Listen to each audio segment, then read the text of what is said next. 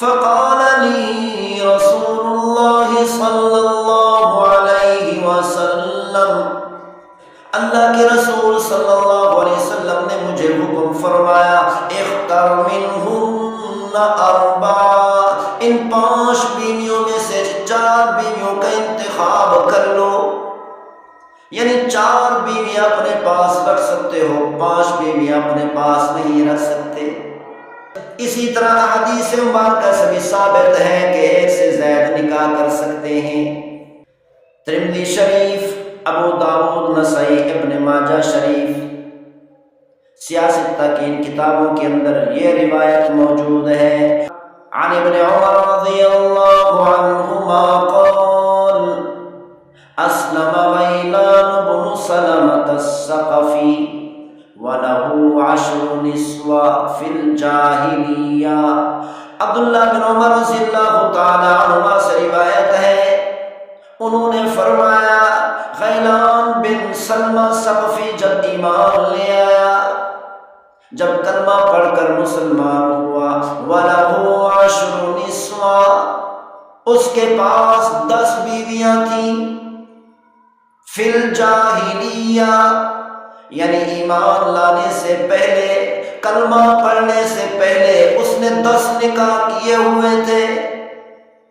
فَأَمَرَهُ النَّبِيُّ صلی اللہ علیہ وسلم، نبی صلی اللہ علیہ وسلم نے اس غیلان کو حکم فرمایا أَن يَتَخَيَّرَ مِنْهُنَّ 4، ان 10 بیویوں میں سے 4 بیویوں کا انتخاب کر لو، یعنی تم 4 بیویاں رکھ سکتے ہو، 4 سے زائد بیویاں نہیں رکھ سکتے۔ ابو داؤد شریف کی روایت ہے، عن نوفل بن معاویہ رضی اللہ عنہ قال، نوفل بن معاویہ رضی اللہ تعالیٰ عنہ سے روایت ہے، انہوں نے فرمایا اسلمت وعندی 5 نسوة، جب میں اسلام لایا، جب میں اللہ اس کے رسول پر ایمان لے آیا، جب میں نے کلمہ پڑھا، کلمہ پڑھ کر مسلمان ہوا، اس وقت میرے پاس 5 بیویاں تھیں۔ فقال لي رسول اللہ صلی اللہ علیہ وسلم، اللہ کے رسول صلی اللہ علیہ وسلم نے مجھے حکم فرمایا، اختر منہن اربع، ان 5 بیویوں میں سے 4 بیویوں کا انتخاب کر لو، یعنی 4 بیویاں اپنے پاس رکھ سکتے ہو، 5 بیویاں اپنے پاس نہیں رکھ سکتے۔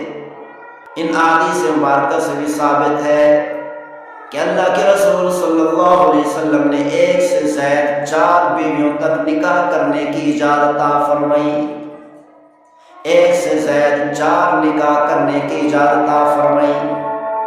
اللہ تعالیٰ نے بھی قرآن مجید فرقان حمید میں بیان فرمایا کہ 4 نکاح کر سکتے ہیں، لیکن خاص طور پر بیان فرمایا اگر تم 4 بیویوں کے درمیان، 1 سے زائد بیویوں کے درمیان انصاف نہیں کر سکتے تو پھر 1 نکاح کر لو۔ 1 نکاح کرنے کا ذکر اللہ تعالیٰ نے قرآن میں بیان فرمایا اور کسی کتاب میں بیان نہیں کیا، بائبل اور انجیل میں بیان نہیں۔ اللہ تعالیٰ ہم سب کو عمل کرنے کی توفیق نصیب فرمائے۔ وما توفیقی الا باللہ۔